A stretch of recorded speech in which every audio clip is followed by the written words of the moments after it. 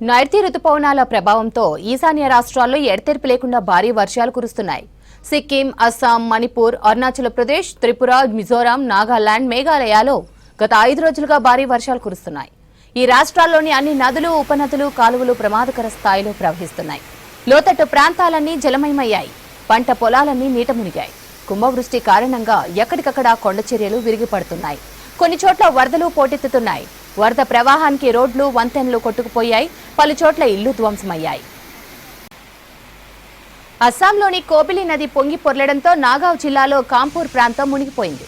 దీంతో ఆ ప్రాంతాన్ని వరద ముంచెత్తింది. భారీ వర్షాలు, వరదల కారణంగా ఈశాన్య రాష్ట్రాల్లో ఇప్పటి వరకు 34 మంది చనిపోయారు. పలు రాష్ట్రాల్లో చెట్లు, విద్యుత్ స్తంభాలు నేలకూలాయి. ఈ నెల 1న రికార్డు వాన అస్సాంను ముంచెత్తింది. 24 గంటల్లో 41.58 సెంటీమీటర్ల వర్షపాతం నమోదైంది. గత 132 ఏళ్లలో ఇదే రికార్డని అధికారులు చెబుతున్నారు. ఇక అస్సాం, త్రిపురలో వర్షాలకు జనజీవనం స్తంభించిపోయింది. వర్షాల కారణంగా సంభవించిన ఘటనల్లో అనేక మంది ప్రాణాలు కోల్పోయారు. వేల సంఖ్యలో ప్రజలు నిరాశ్రయులయ్యారు. వారంతా ప్రభుత్వం ఏర్పాటు చేసిన పునరావాస కేంద్రాల్లో ఆశ్రయం పొందుతున్నారు. ఎన్డీఆర్ఎఫ్, ఐఎఫ్ఎఫ్ ప్రభావిత ప్రాంతాల్లో సహాయక చర్యలు చేపడుతున్నాయి. వరదల్లో చిక్కుకుపోయిన వారిని పడవల సాయంతో సురక్షిత ప్రాంతాలకు తరలిస్తున్నారు.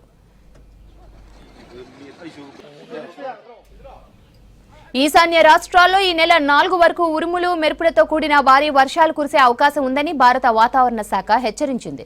భారీ వర్షాలతో అరుణాచల్ ప్రదేశ్ అతలాకుతలమవుతోంది. ప్రధాన నదులు, వాటి ఉపనదులు డేంజర్ లెవెల్ను మించి ప్రవహిస్తుండటంతో రాష్ట్రంలోని పశ్చిమ కామ్లే, లోయర్, అప్పర్ శబర్మనిసి, అలాగే పాపుం పారేర్, Dibang valley, lower Dibang valley, Lohit, Changlang, కురంగ్కోమే, longing జిల్లాల్లో వరదలు సంభవించాయి. కొండచర్యలు విరిగిపడ్డాయి. ఇటు సిక్కింను కూడా వర్షాలు కుదిపేస్తున్నాయి. వరదలతో జనజీవనం స్తంభించింది. 2 రోజుల క్రితం కొండచర్యలు విరిగిపడడంతో ఆర్మీ సిబ్బంది 3 మృతి చెందారు. మరో 6 గల్లంతయ్యారని అధికారులు చెప్పారు. సహాయక చర్యలు ఇంకా కొనసాగుతున్నాయని, క్లిష్ట పరిస్థితులు, ప్రతికూల వాతావరణ పరిస్థితుల్లో బృందాలు 24 గంటలు అవిశ్రాంతంగా పనిచేస్తున్నాయని చెప్పారు.